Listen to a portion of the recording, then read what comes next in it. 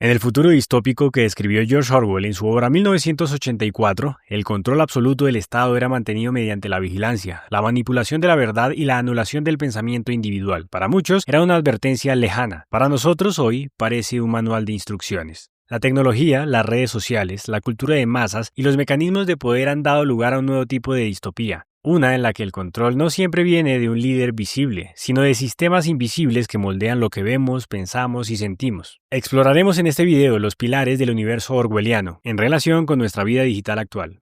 El gran hermano somos nosotros. En el distópico mundo de George Orwell en 1984, la vigilancia no era una función discreta del Estado, sino su omnipresente columna vertebral. El gran hermano, figura semimítica y aterradora, lo veía y escuchaba todo. Cámaras ocultas, micrófonos estratégicamente colocados y, sobre todo, las temidas telepantallas. Dispositivos bidireccionales en cada hogar y espacio público que no solo emitían propaganda, sino que observaban y captaban cada sonido. Aseguraban que nada escapara al ojo infalible del partido. El objetivo no era meramente restringir la actividad física, era condicionar la propia conciencia. La vigilancia en 1984 buscaba erradicar el pensamiento privado, disolver la lealtad personal en favor de la devoción al partido y eliminar cualquier desviación ideológica antes que pudiera germinar. La paranoia era un estado constante, incluso una expresión facial inadecuada podía ser considerada un crimen facial, detectado por la policía del pensamiento. La vigilancia no era una herramienta secundaria, era el corazón pulsante del control social totalitario. Esa vigilancia es, en muchos aspectos, menos evidentemente agresiva en nuestros días que la telepantalla, pero paradójicamente es más insidiosa y efectiva. Llevamos dispositivos en nuestros bolsillos, smartphones, smartwatches, asistentes virtuales en casa que voluntariamente compramos, cargamos cada noche y que de hecho escuchan, registran, analizan y predicen nuestro comportamiento con una precisión que el partido solo podría haber soñado. Nuestros movimientos geolocalizados, nuestros intereses de búsqueda, los rostros que escaneamos, las palabras que pronunciamos en voz alta cerca de un micrófono, las emociones que expresamos en emojis e incluso nuestros patrones de sueño y ejercicios son recolectados continuamente. Estos datos son procesados por el sistema algorítmico de inteligencia artificial que prometen una personalización sin precedentes de servicios y publicidad, pero que también, y quizá principalmente, sirven para la segmentación de mercados, la vigilancia predictiva y, en última instancia, la venta de perfiles detallados a terceros, sean empresas, gobiernos o actores políticos. Lo más perturbador de esta era no es solo la magnitud de los datos recolectados, sino nuestra actividad y a menudo entusiasta participación. Hemos pasado de ser sujetos pasivos de un estado autoritario a ser co-creadores y verdugos de nuestra propia vigilancia. No nos resistimos, la aceptamos como el precio de la conveniencia digital. A menudo lo celebramos públicamente. Compartimos voluntariamente nuestras rutinas diarias. Revelamos nuestra ubicación en tiempo real. Etiquetamos nuestras emociones con hashtag. Publicamos fotos de nuestros hogares y familias. El gran hermano ya no necesita espiarnos. Le damos permiso explícito, a través de términos de servicio no leídos, para entrar a nuestros momentos más íntimos y compartidos con una arquitectura invisible de servidores y bases de datos. Hemos cruzado una línea invisible y fundamental, de la paranoia ante la posibilidad de ser espiados a la sed casi compulsiva de ser vistos, validados y, sí, vigilados por una audiencia. En la economía de la atención digital, donde los datos son el nuevo petróleo y nuestra actividad en línea es la mina, la vigilancia dejó de ser percibida únicamente como una herramienta de opresión estatal y se ha convertido en una estrategia para la visibilidad, el reconocimiento y el valor personal. Mostrar es existir. Ser visto, comentado y medido en métricas de engagement es valer en este nuevo sistema social. La pregunta orwelliana, ¿quiénes somos si el partido no nos valida?, muta a la pregunta ansiosa, ¿quiénes somos si nadie nos mira, nos da like, nos comparte? La vigilancia se instrumentaliza para alimentar nuestra necesidad de validación externa. La vigilancia en el siglo XXI no tiene el rostro severo y autoritario del gran hermano orwelliano. Tiene el rostro amigable de una app intuitiva con iconos coloridos, la voz tranquilizadora de un asistente virtual que responde a nuestros comandos, la promesa tentadora de una inteligencia artificial que nos conoce mejor que nosotros mismos y cuyas conclusiones, a menudo opacas e inescrutables, pueden tener consecuencias muy reales en nuestras vidas. Determinar a qué publicidad somos expuestos, si nos aprueban un crédito, cómo nos evalúan en el contexto laboral o social. Es una forma de vigilancia sin un rostro humano claro que podamos identificar o confrontar, pero con una memoria eterna e inmutable de cada uno de nuestros clics, búsquedas y me gusta. ¿En qué momento pasamos a temer a la vigilancia a participar activamente de ella? Reescritura de la verdad. El Ministerio de la Verdad tenía una función perversa. Su único propósito era mentir de forma sistemática y a escala industrial. No creaban la verdad, la destruían y la reconstruían a diario. Burócratas como Winston Smith dedicaban sus jornadas a la laboriosa tarea de modificar manualmente los archivos históricos, alejar ejemplares pasados de periódicos, cambiar estadísticas económicas para que coincidieran con las previsiones del partido y borrar a personas de la historia si era necesario. La verdad de 1984 no era un concepto fijo ni una narrativa objetiva basada en hechos verificables. Era una herramienta fluida y maleable al servicio del control total. La historia podía ser raspada y reescrita tantas veces como fuera necesario para justificar la infalibilidad presente del partido. Esta reescritura, centralizada e impuesta, buscaba forzar a la población a practicar el doble pensar, pero hablaremos de este fenómeno más adelante. La reescritura de la verdad no necesita de un ministerio en la actualidad. Tenemos algoritmos que operan a velocidades y escalas inimaginables, inteligencia artificial capaz de generar contenido convincente, ejércitos de influencers pagados o voluntarios, plataformas diseñadas para la viralidad por encima de la verificación y cámaras y software de edición que pueden alterar la realidad en tiempo real antes incluso de que sea publicada. La mentira ya no necesita una orden oficial, se propaga sola, amplificada exponencialmente por un sistema digital global que está programado para recompensar lo emocional,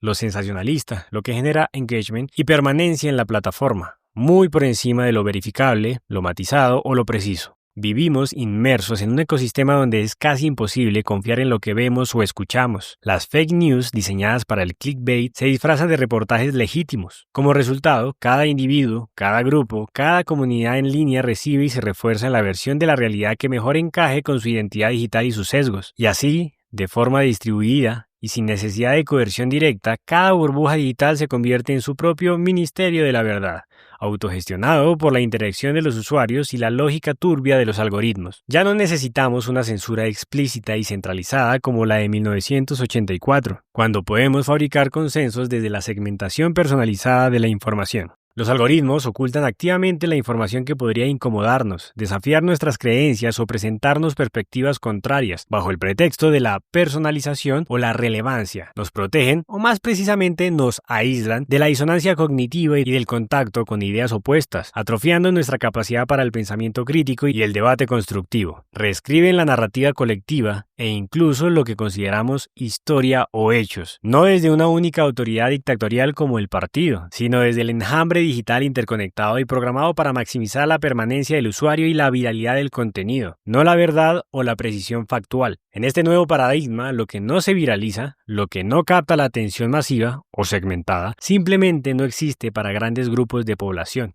Como bien advierte el historiador Yuval Noah Harari, en la era de la información ilimitada, la atención se ha convertido en el bien escaso y valioso, y la verdad, lamentablemente, es una víctima colateral de la batalla por esa atención. La batalla por la realidad no es entre lo verdadero y lo falso en un sentido epistémico tradicional, sino entre lo que se viraliza y lo que no genera interacción. Sin una base común de hechos o un relato colectivo que podamos debatir o sobre el cual construir consensos, cada quien tiene su propia verdad, reforzada y alimentada continuamente por su burbuja digital particular. Discutimos sobre temas cruciales sin compartir un mismo suelo factual. Debatimos políticas públicas sin consensos mínimos sobre la naturaleza del problema. Nos polarizamos radicalmente en nombre de certezas fabricadas y reforzadas algorítmicamente. La confianza en las instituciones, en los medios tradicionales e incluso en la posibilidad de conocer una realidad objetiva se erosiona. Orwell temía un futuro en el que la verdad sería borrada, centralizada y controlada por un Estado totalitario. Hoy vivimos en un mundo donde la verdad está fragmentada, privatizada y suprimida selectivamente dentro de sus innumerables nichos digitales. Y esa fragmentación masiva y personalizada hace que en muchos debates públicos y privados ya no importe quién tiene razón en un sentido objetivo, basado en pruebas y lógica compartida, sino quién llama más la atención, quién seduce mejor al algoritmo para que amplifique su mensaje, quién viraliza primero y quién construye la narrativa más emocionalmente resonante, independientemente de su veracidad. Esto nos deja ante una pregunta fundamental y aterradora. ¿Qué pasa cuando ya no compartimos una misma versión de la realidad? Neolengua y el empobrecimiento del pensamiento. La neolengua no era simplemente una evolución natural del idioma. Era un arma política deliberadamente construida. Su objetivo explícito, como se detalla en el apéndice de la novela, era hacer que el crimen del pensamiento fuera literalmente imposible al eliminar las palabras necesarias para articular ideas complejas. El proyecto consistía en reducir progresivamente el vocabulario, eliminar sinónimos, antónimos y cualquier palabra que pudiera tener connotaciones indeseables y que permitiera expresar matices de pensamiento. Si no puedes nombrar un concepto, entonces, en teoría, no puedes pensarlo plenamente. Si no puedes pensarlo, no puedes articularlo. Si no puedes articularlo, no puedes compartirlo. Y si no puedes compartirlo, no puedes cuestionar el poder del partido. La neolengua era, por tanto, la herramienta definitiva de control mental a través de la restricción lingüística impuesta por el Estado. Hoy, el meme se ha convertido en una forma dominante de argumento o comentario social, condensando ideas complejas en imágenes y texto mínimo. El emoji reemplaza cada vez más la articulación verbal y escrita de emociones complejas, reduciendo la vasta gama de sentimientos humanos a una colección limitada de iconos estandarizados. La cancelación opera a menudo no como un juicio matizado, sino como una sentencia sumaria que busca silenciar a través de la exclusión social digital, empobreciendo el debate público al eliminar voces o perspectivas incómodas. A menudo con un lenguaje punitivo y binario. La economía de la atención digital, donde lo que prima es capturar y retener al usuario el mayor tiempo posible, ha acortado nuestras frases, reducido la paciencia para los matices y transformado nuestras conversaciones en intercambios rápidos y superficiales. En las redes sociales, lo breve, lo impactante, lo emocionalmente resonante gana la batalla por la visibilidad. Lo viral importa infinitamente más que lo preciso o lo verificado. Los hilos de X o los carruseles de Instagram solo se leen si tienen un gancho inicial irresistible que promete información fácil de digerir. Las ideas complejas y argumentadas se ven forzadas a resumirse en videos de 15 segundos o reels que priorizan el impacto visual y sonoro sobre el contenido. Las emociones, en lugar de ser exploradas a través del lenguaje, se reducen a un sticker o una reacción automática.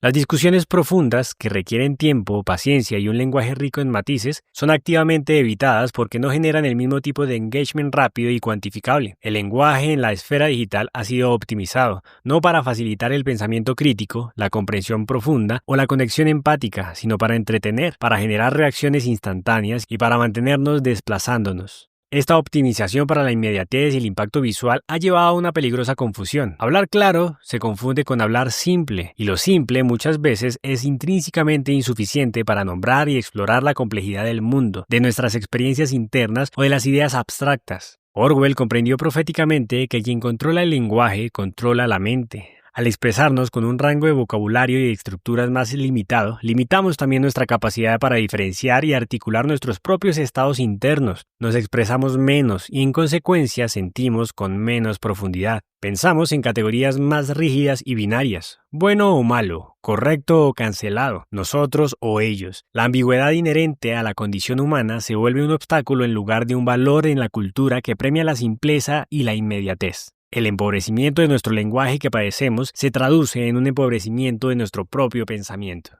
Doble pensar, la era de la contradicción funcional. El doble pensar era la capacidad genuina de creer dos ideas mutuamente contradictorias al mismo tiempo y aceptar ambas como verdades, incluso sabiendo que una anula a la otra. Es la lógica detrás de eslóganes del partido como "la guerra es la paz" y "la libertad es la esclavitud". Esta capacidad no era vista como una falla del pensamiento o un signo de irracionalidad por el partido. Era una virtud, una forma suprema de disciplina mental al servicio de la ortodoxia. Era la clave de la obediencia perfecta que iba más allá de la acción o la palabra. El partido no exigía que amaras al gran hermano o creyeras en la neolengua con convicción emocional, solo que aceptaras sus contradicciones lógicas y fácticas sin cuestionarlas internamente, adaptando tu mente a la realidad cambiante dictada por el poder sin resistencia. Era una coerción mental directa y brutal. En redes decimos públicamente que valoramos nuestra privacidad, la seguridad de nuestros datos personales, mientras aceptamos términos y condiciones de servicios digitales sin leer una palabra, entregando nuestra intimidad a corporaciones opacas. Decimos que odiamos las redes sociales por tóxicas, superficiales o adictivas, pero no podemos o no queremos vivir sin ellas, sintiendo FOMO, el miedo a perdernos algo, o aislamiento si nos desconectamos. Criticamos la cultura de la apariencia, la superficialidad y la validación externa, mientras la alimentamos activamente con fotos cuidadosamente filtradas, reels editados para mostrar solo lo mejor de nosotros y poses pensadas para generar más likes. La contradicción, ya no incomoda, se ha vuelto funcional. Nos permite operar y sobrevivir socialmente en un ecosistema digital que pensamos que es injusto, explorador de la atención y a menudo pernicioso, pero que también hemos llegado a necesitar para nuestra conexión social, profesional, informativa o incluso emocional. Aceptar que algo en el sistema está mal, que es contradictorio con nuestros valores, pero no hacer nada al respecto se ha convertido en una postura aceptable, incluso cómoda. Nos adaptamos al absurdo de vivir en estas contradicciones con una eficiencia pasmosa. Y cuanto más lo hacemos, cuanto más normalizamos esta disociación entre lo que pensamos, decimos y cómo actuamos en línea, más normal se vuelve, más natural, más incuestionable. Las redes no se imponen por la fuerza, como en 1984, sino por la fatiga de información. Demasiado que procesar, demasiado que sentir y reaccionar, lo que nos lleva a la resignación cómoda del doble pensar. Lo más peligroso del doble pensar es que nos acostumbra a vivir en la incoherencia como forma de vida, erosionando nuestra integridad y nuestra capacidad de actuar coherentemente con nuestros valores, incluso cuando somos conscientes de la contradicción. Adiós a la individualidad. Winston Smith representa la peligrosa anomalía, el residuo de una humanidad que el partido busca erradicar. Él es peligroso no por su fuerza física o su capacidad de organizar una rebelión a gran escala, sino porque se atreve a pensar por sí mismo en secreto, porque escribe un diario, un espacio privado de pensamiento no vigilado, porque se enamora de Julia, buscando una conexión humana basada en el deseo autónomo, no regulado ni aprobado por el partido. El pensamiento individual, el deseo autónomo, la interioridad no regulada por la ideología del partido son focos de resistencia que deben ser identificados, aislados y finalmente aniquilados. La brutalidad del ministerio del amor no busca simplemente obtener confesiones o castigar, busca romper el espíritu, eliminar la capacidad de Winston para pensar o sentir independientemente, hasta que ame al gran hermano, logrando una sumisión perfecta. En nuestro día a día, la individualidad no es asaltada con la misma bota de hierro o la tortura física, pero enfrenta una amenaza igualmente profunda, aunque más difusa. La capacidad de pensar por sí mismo en secreto es minada con la constante exposición y la expectativa de compartir, donde incluso la introspección puede sentirse vacía si no se traduce en un post o una historia. El deseo autónomo es sutilmente redirigido por los algoritmos que aprenden de nuestras preferencias y nos entrenan a desear lo que el sistema valida o nos presenta como alcanzable,